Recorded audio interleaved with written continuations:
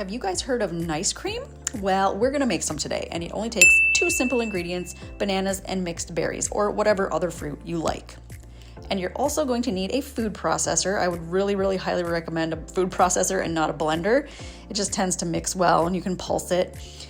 So add all of your fruit, preferably frozen fruit. It has to be frozen. That is the key to getting that ice creamy texture. And then just start pulsing away. It'll start turning into little crumbles, and once it gets to this point, you are going to have to add some type of liquid.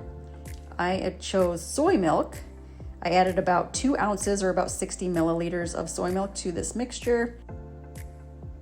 Keep pulsing, and if you need to take the lid off your food processor and scrape down the sides, go right ahead.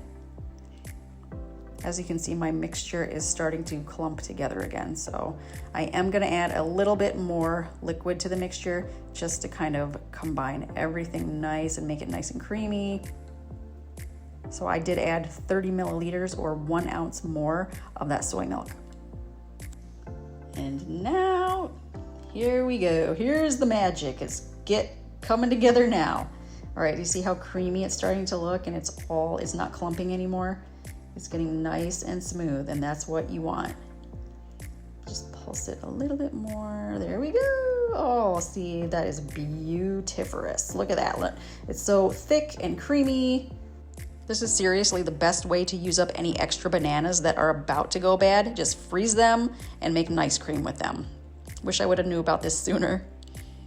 All right, now it's time to dish it out. You will get quite a few servings out of this too.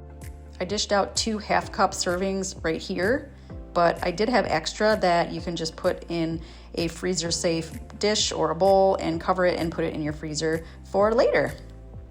So I hope you guys enjoy this recipe, and thanks so much for watching.